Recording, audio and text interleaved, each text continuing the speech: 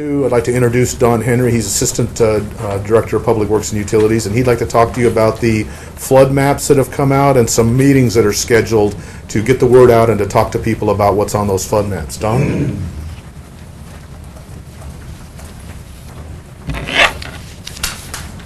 Good morning. The Federal Emergency Management Agency is revising all of the flood maps across Sedgwick County, including in the city limits of Wichita. Officials project that the maps will become finalized and effective sometime late in the summer of 2016. The city staff wants to make sure that people are thoroughly informed well in advance of the maps becoming finalized, so they're familiar with the process. They know how their properties will be affected, and they can make the right decisions about flood insurance and other things specific to those properties.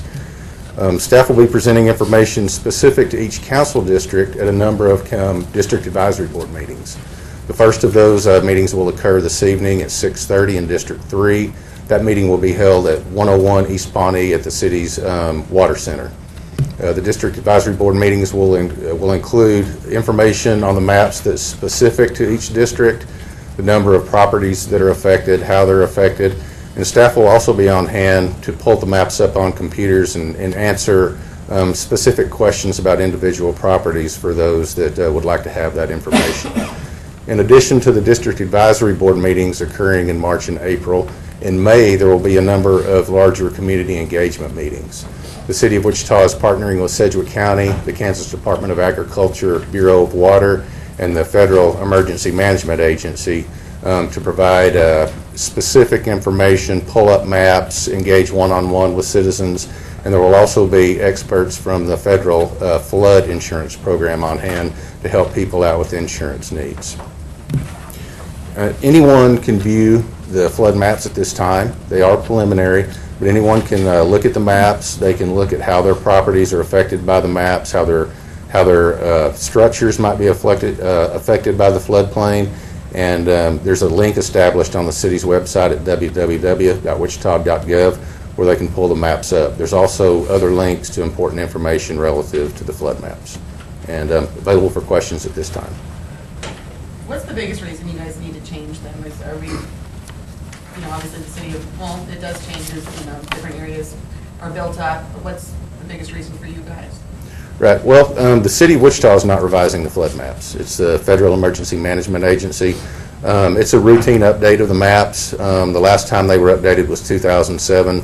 There's better technology available now. There's more information. They're able to do more in-depth studies and better understand how the city's storm sewers affect flooding, more accurate information on the topography of the land throughout the city and Sedgwick County. Don, are those district meetings all 6:30? There's a schedule of the meetings provided in the press release, but I can run through that if you would like me to. District 1 is March 30th at the Atwater Neighborhood Center at 2755 East 19th Street North at 6:30. I guess a short answer to your question, they are at 6:30. They're all going to 6:30. Yeah, Okay. sorry about that. That's all right. Is it a major change? Like, are people going to be, like, a lot of people in the floodplain that weren't before?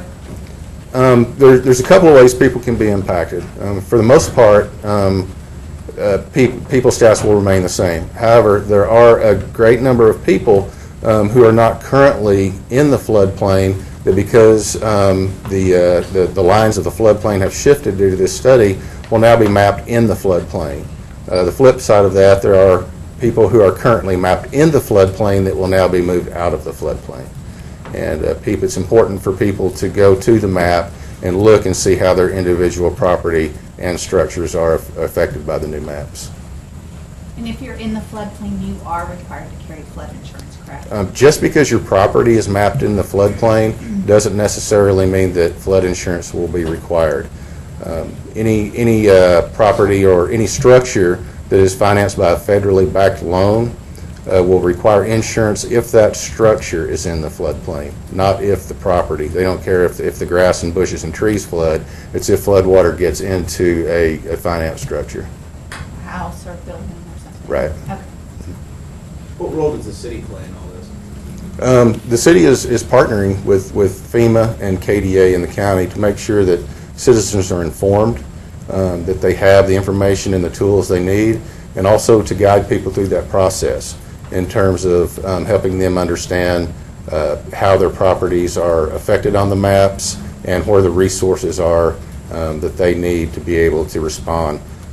There are ways for people to appeal and to get letters of map amendments if the maps aren't accurate or if they believe the science is wrong.